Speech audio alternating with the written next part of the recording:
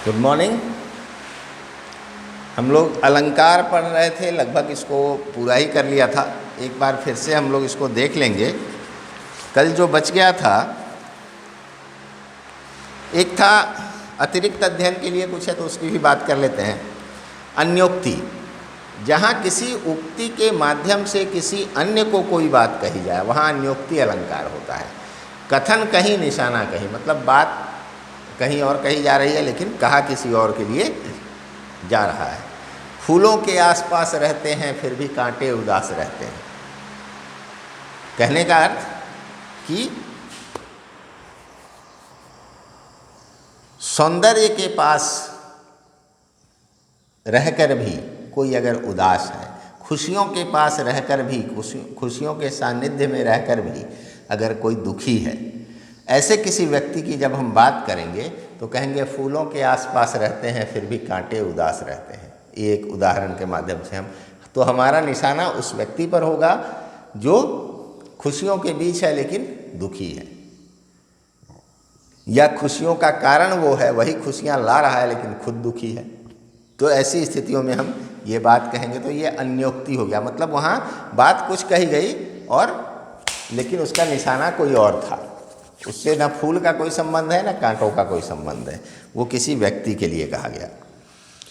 इसमें फूल सुख सुविधा या प्रेमिका का प्रतीक है, कांटे दुखी प्राणियों के प्रतीक हैं। अतः यहाँ सुख से घिरे दुखी प्राणियों को संबोधित किया गया है।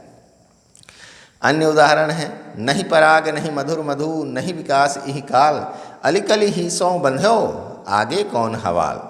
इसमें कली और भंवरे के माध्यम से नवविवाहित राजा जयसिंह को कर्तव्य निष्ठा की प्रेरणा दी गई है। इसमें कहा गया, ये राजा जयसिंह को कहा गया, प्रेरणा दी गई, लेकिन उसमें बातें किसकी की गई तो भंवरे और फूलों की बातें की गई।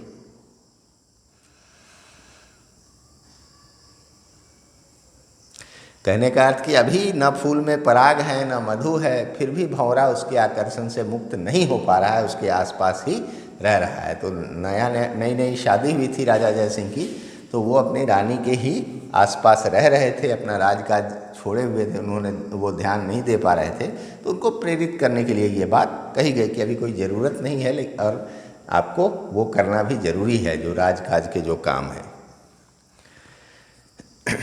जिन दिन देखे वे कुसुम गई सो बीती बहार, अब अली रही गुलाब में अपत कटीली डार। यहाँ गुलाब के सूखने के माध्यम से आश्रयदाता के उजड़ने की व्यथा कही गई है कि जब फूल खिले थे बाहर यानी बसंत के मौसम में, तो भंवरों ने उसका खूब रस पिया और बाद में वो गुलाब सूखकर कटीली डाल ही रह गई, कांटे ही सिर्फ उसमें दिखाई दे रहे हैं। मतलब उसने दूसरों को आश्रय दिया और खुद उजड़ गया।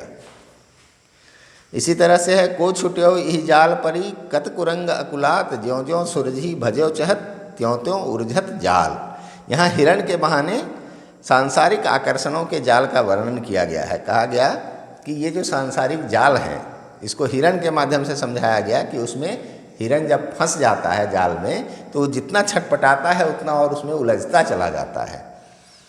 तो कहने का मतलब कि मनुष्य जब सांसारिक कार्यों में व्यस्त हो जाता है, सांसारिक जाल में फंस जाता है, तो वो उसे निकलने के लिए जितना छटपटाता है उतना ही उलझता चला जाता है। तो ये सभी जो बातें हैं उसमें न हिरण का इससे कोई मतलब है न जाल का, ये उन लोगों के लिए कहा गया जो सांसारिक मोह माया में फंसे हुए हैं। ठीक है, तो उनको इस बहाने से कहा गया, इसलिए ये अन्योक्ति अलंकार है। इसी तरह से करी फुलेल को आचमन मीठी कहत सिहाई, ए गंधी मति मंद तू इतर दिखावत काई। यहाँ इत्र बेचने वाले के माध्यम से अयोग्य, अरसिक और कला शून्य लोगों पर व्यंग्य किया गया है। कहने का मतलब जैसे कहते हैं भैंस के आगे बीन बजाए भैंस बैठ पगुराए, तो भैंस को वहाँ कुछ नहीं कहा जा रहा है, वहाँ कहा जा रहा है एक मूर्ख व्यक्ति को कि इसके लिए तो काला अक्षर भैंस नहीं, वो तो खैर दूसरा हो गया, लेकिन भैंस के आगे आप कितना भी बीन बजाइएगा, भैंस अपना बैठ के भोजन का जो चबाने का एक जो उसका होता है, चबाने की क्रिया, पागुर करना जिसको बोलते हैं, वो पगुराती रहेगी। तो कहने का मतलब ये किसी मूर्ख के लिए कहा गया जिसकी या किसी जड़ बुद्धि के लिए कहा गया कि इसको किसी बात का असर नहीं होता है। तो ये सब अन्योक्ति अलंकार हैं।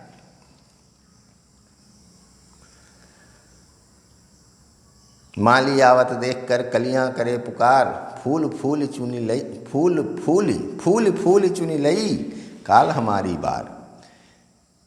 इसमें भी फूल कलियों के टूटने के माध्यम से मनुष्य की नश्वरता का बोध कराया गया। मतलब किसी तरह के ज्ञान को देने के लिए इनका प्रयोग किया जाता है, किसी पर व्यंग्य करने के लिए प्रयोग किया जाता है, या किसी को प्रेरित करने के लिए प्रयोग किया जाता है। उसमें जो बातें कही जाती है उसका कोई मतलब नहीं होता है, उससे उनके माध्यम से किसी और पर निशाना साधा जाता है।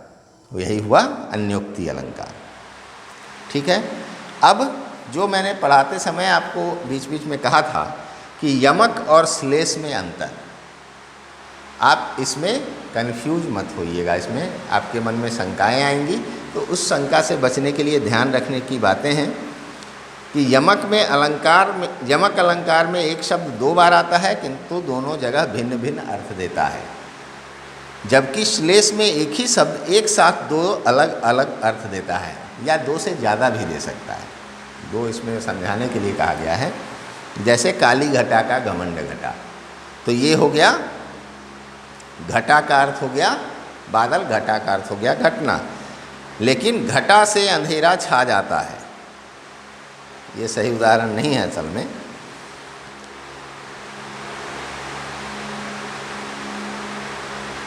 हाँ, या ऐसे समझा रहा है जिस तरह से, वैसे हो सकता है। घटा का एक अर्थ है बादल के समूह आने से अंधेरा सा छा जाता है, या फिर बहुत कमी आपके जीवन में घटी आ गया तब भी आपके जीवन में अंधेरा छा जाता है। इसी तरह से उपमा और उत्प्रेक्षा में अंतर समझना है। उपमा में उपमेय और उपमान की समानता दिखाई जाती है, तुलना की जाती है। उपमा और उपमेय और उपमान की तुलना की जाती है। इसमें उपमेय से बड़ा होता है उपमान, उस गुण में जिस गुण की तुलना की जाती है उसमें उपमेय से उपमान अधिक होता है, प्रसिद्ध होता है। ये हो गया उपमा अलंकार। और उत्प्रेक्षा में उपमेय में उपमान की संभावना दिखा दी जाती है। ठीक है। सीता का मुख मानो चंद्रमा है, सीता का मुख चंद्रमा के समान है, तो ये हो गया उपमा अलंकार। और सीता का मुख मानो चंद्रमा है, उसको चंद्रमा ही बना दिया, और साथ में मानो, जनु, जनहु जैसे कि इस तरह के शब्द अगर लाए गए तो वो उत्प्रेक्षा है। मतलब उसमें संभावना व्यक्त की गई है, कल्पना की गई है कि ये चंद्रमा ही है। ठीक है। मतलब और अधिक समान दिखाने के लिए ऐसा कहा जाता है। तो इस तरह से उपमा और उत्प्रेक्षा अलंकारों में ये अंतर है। अब प्रश्न अभ्यास है, उसमें रूपक तथा उत्प्रेक्षा अलंकार का अंतर स्पष्ट करना है। फिर रूपक में क्या है, रूपक में उसमें मनहु जनहु जैसा कुछ होता नहीं, उसमें संभावना नहीं व्यक्त की जाती है। उसमें अब ये तीनों यहाँ देना चाहिए था, उपमा, उत्प्रेक्षा और रूपक। तो उत्प्रेक्षा और रूपक भी नज़दीक हैं, उसमें भी आपको शंका हो सकती है। तो उसमें अंतर क्या है, उत्प्रेक्षा में संभावना व्यक्त की जाती है, सीता का मुख मानो चंद्रमा है। लेकिन अगर वही कहा जाए कि सीता के मुख चंद्र पर, यानी मुख को ही चंद्रमा अगर बना दिया, मानो वहाँ कल्पना नहीं की गई, संभावना नहीं व्यक्त की गई, उसको चंद्रमा ही कहा गया, सीता के मुख चंद्र पर किसी तरह की चमक, बहुत चमक है, तो वो हो गया फिर रूपक। उसमें रूप धरा दिया गया, रूप बना दिया गया उसका वैसा ही। ठीक है। चरण कमल बंदो हरिराई, चरण को कमल के समान नहीं कहा गया, चरण जैसे कमल हो नहीं कहा गया, सीधा चरण को कमल ही कह दिया गया, यानी चरण को कमल का रूप दे दिया गया, तो वो रूपक अलंकार है। उत्प्रेक्षा में कहा जाएगा कि चरण मानो कमल हो। ठीक है। तो उस स्थिति में वो उत्प्रेक्षा हो गया। और चरण कमल के समान है, मतलब उपमा हो गया। ये छोटी छोटी बातें हैं जो आपको ध्यान रखना है। तो रूपक और उत्प्रेक्षा में अंतर स्पष्ट करते समय आप ये कहेंगे कि रूपक में उसमें आरोपित कर दिया जाता है उपमान को, उपमान को उसी में घुसा दिया जाता है, चढ़ा दिया जाता है। उत्प्रेक्षा में संभावना व्यक्त की जाती है, मानो चंद्रमा हो। ठीक है, इस तरह से आप इसका अंतर स्पष्ट करेंगे। उपमा अलंकार की परिभाषा देते हुए पूर्णोपमा और लुप्तोपमा का अंतर स्पष्ट करना है। पूर्णोपमा में चारों अंग होते हैं, लुप्तोपमा में चारों में से कोई एक गायब होता है। उपमा, उपमेय, उपमान, समान धर्म और वाचक शब्द, ये चारों अगर हैं तो वो पूर्णोपमा है। अगर इसमें से कोई एक भी नहीं है तो ये लुप्त उपमा है। ठीक है, निम्नलिखित पद्यांशों में प्रयुक्त अलंकार बताइए। यह शिला सा वक्ष, ये चट्टान सी मेरी भुजाएं।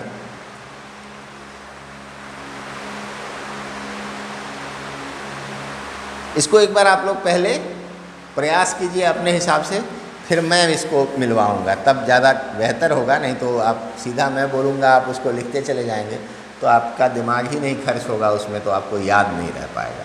तो इसलिए बेहतर है कि इसको आप एक बार बनाने की कोशिश करें, फिर जो नहीं आता है वो मुझसे पूछें भी, मैं भी कोशिश करूँगा कि एक बार आपको मिलवा दूँ पूरा। सेट 1 सेट 2 करके इसमें दिया हुआ है। निर्मल तेरा नीर अमृत के सम उत्तम है। ये सब आसानी है, आपको देखना है कि इसको कैसे आप बनाएंगे। तो एक बार मैं आपको फिर से बता दूं संक्षेप में कि अलंकार का अर्थ हुआ आभूषण। जैसे मनुष्य अपने सजावट के लिए गहने पहनता है, वैसे ही भाषा की सजावट के लिए अलंकारों का प्रयोग होता है। ठीक है, इसमें दो तरह से अलंकारों का प्रयोग होता है। एक होता है जिसमें शब्द का चमत्कार होता है, यानी शब्द के चलते उसमें सौंदर्य आता है। एक होता है जिसमें अर्थ के चलते सौंदर्य आता है। शब्द अलंकार कौन सा हुआ? तो अनुप्रास, जिसमें वर्णों की आवृत्ति होती है। यमक, जिसमें शब्द बार बार आता है, उसका अर्थ भी अलग अलग होता है। श्लेष, जिसमें एक ही शब्द में कई अर्थ चिपके हुए होते हैं, उसका अर्थ ही चिपकना होता है। तो ये हो गया शब्द अलंकार। अर्थालंकार क्या हुआ? उपमा हो गया, जिसमें किसी व्यक्ति या वस्तु की किसी गुण में उससे बढ़े या उससे बड़े के साथ तुलना की जाती है, उससे ज़्यादा प्रसिद्ध किसी के साथ तुलना की जाती है। जैसे चांद की सुंदरता प्रसिद्ध है तो उससे किसी के चेहरे की तुलना करना। हाथी बहुत भारी मोटा है तो किसी के मोटापे की तुलना कर देना। ठीक है, इसी तरह से फिर है रूपक, जिसमें उपमा को, उपमेय को उपमान का रूप दे दिया जाता है, उस पर आरोपित कर दिया जाता है, उसी में उसको मिला दिया जाता है। उत्प्रेक्षा में संभावना व्यक्त की जाती है, उपमेय में उपमान की, जिससे आप तुलना करना चाहते हैं उसकी संभावना उसमें व्यक्त कर दी जाती है। यह मानो ये है। ठीक है, कोई बहुत वीर है तो मानो दारा सिंह है, क्रिकेट बढ़िया खेलता है तो मानो जैसे कि सचिन तेंदुलकर है। नहीं, इस तरह से हम लोग बोलते हैं, कई बार व्यंग में, कई बार अच्छे में, ऐसे खेलता है जैसे सचिन खेल रहा हो। तो ये उत्प्रेक्षा है। ठीक है, उसके बाद है मानवीकरण, जिसमें जो मानव नहीं है उसमें मानव के गुण की कल्पना करना, ऐसी बातें करना जैसे वो मानव हो गया हो। जैसे आए महंत वसंत, यानी वसंत को महंत मान लेना। मेघ आए बड़े बंठन के संवर के, जैसे कि मेघ बड़े बंठन, तो बंठन संवर के तो मनुष्य चलता है। तो इस तरह से जब बातें हम करते हैं तो वो मानवीकरण हो जाता है। अतिशयोक्ति है, किसी के गुण को बढ़ा चढ़ाकर बहुत ज़्यादा बताने के क्रम में अतिशयोक्ति अलंकार का प्रयोग होता है। उसमें किसी के गुण का बढ़ा चढ़ाकर वर्णन किया जाता है। जैसे चेतक के बारे में कहा गया कि जब तक राणा ने सोचा कि आगे इतनी बड़ी नदी है तब तक चेतक तो उस पार हो गया। मतलब वो बहुत फुर्तीला था, बहुत हिम्मती था। तो इस तरह से ये अर्थालंकार हो गए। अन्योक्ति आप समझ ही गए कि उसमें कोई बात कही जाती है लेकिन उसका निशाना कोई और होता है, वो किसी और के लिए कही जाती है। वहाँ जो शब्द प्रयोग में लाए जाते हैं उनसे उसका कोई संबंध होता नहीं है। ठीक है, अंतर आपने समझ ही लिया। यमक, श्लेष, उपमा, उत्प्रेक्षा और रूपक भी मैंने बताया आपको। तो इस तरह से अब आप इसका प्रश्न अभ्यास बनाने का प्रयास करेंगे, और प्रयास करेंगे ईमानदारी से करेंगे, आप उसमें दिमाग थोड़ा सा दौड़ाएंगे, मेहनत करेंगे, समझ समझ के पीछे से पढ़िए, फिर उसको बनाने का प्रयास कीजिए। उदाहरण बहुत सारे हैं, उसको देखिए, बनाने का प्रयास कीजिए। मैं फिर इसको एक दिन मिलवा भी दूंगा कि आपने क्या बनाया है, लेकिन वो ज़रूरी नहीं है कि मैं कल ही मिलवा दूँ। हो सकता है मैं कुछ दिन छोड़ दूँ, मैं देखूँ कि आप क्या पूछते हैं। आप अगर कोशिश करेंगे तो आपके प्रश्न भी मेरे पास ज़रूर आएंगे। ठीक है, तो हम लोग इसको आज छोटा ही रखते हैं। आप लोग कीजिए इस काम को जो जो बताया, फिर हम लोग अगले क्लास में मिलते हैं। चलिए, धन्यवाद।